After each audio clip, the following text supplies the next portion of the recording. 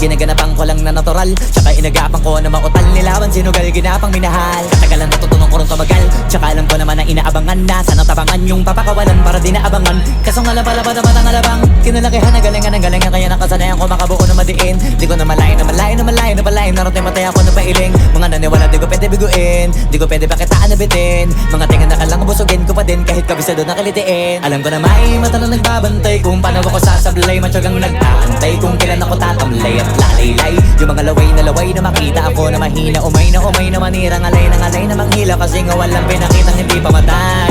Doon na pasarap mag-rap, ang daming nagbago mula nung kilalanin ng tao. Daming nagtulak sa'kin, palaging maging ganado, palaging plakado, pag kumalaw palaging planado. Daming pasabog, kailangan pag malawak ng sakop, ikaw din ang talo sa laban. Pag nabalot ng takot kung saan ka aabot, takutin lahat ng mahahakot. Yung dami ng pagod ay may sukli pag di ka madamot. At kung di ko tsinaga, baka nauwi na sa wala. Ganito pala to kalala, kita mo naman na napala. Paano ko hindi ko ginawa, yung iba di makahalata. Malaki na anak kataya, marami na pwede mawala, kaya di na pwede pabaya, hindi pwede puro mamaya, baka sa ulo mapahiya. Totoo na parang himala lang mula sa iba ba tiningala. Matagal ko din na kinapakatagawa, di madapa yung kalidad, di mo na kita binabahan. Marami pa nagdududa, puro kilos ang inuuna. Ngayon kita mo namumunga, tumutubo na, pakarami ko nakukuha, pero di pa rin nalulula.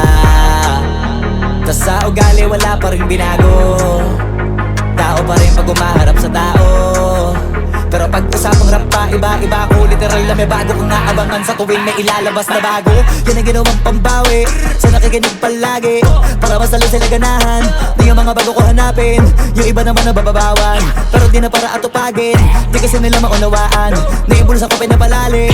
Kahit pa paano naman naganap ako paunti-unti, gumalaw ng pino, hindi maitatanggi. Iba din na laking munti, pila may anting-anting. Sa galing may malayong kunting, naging kambing sa dami ng hinahin. Naputahe, pwedeng akalaing malaking kantin. Yung iba nakahalata na sa pangalan at laka, nagiging malalapit lalo pag babaliktad na binasa.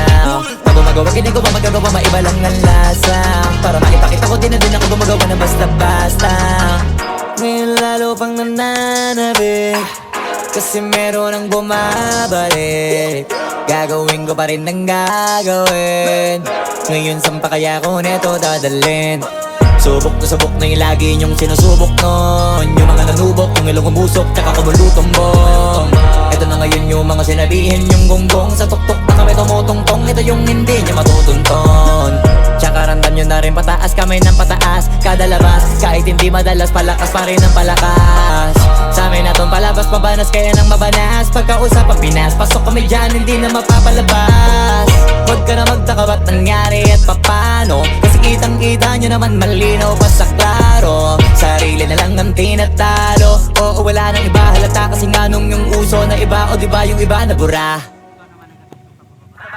Yan ang ginawang pambawi sa nakikinig palagi, para masalo sila ganahan na yung mga bago ko hanapin.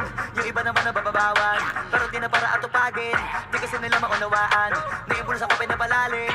Kahit pa paano naman naganap ako paunti-unti, gumalaw ng pino, hindi maitatanggi. Iba din na laking munti, pila may anting-anting. Sa galing may malayong kuting, naging kambing sa dami ng hinahin. Naputahe, pwedeng akalaing malaking kantin. Yung iba nakahalata na sa pangalan at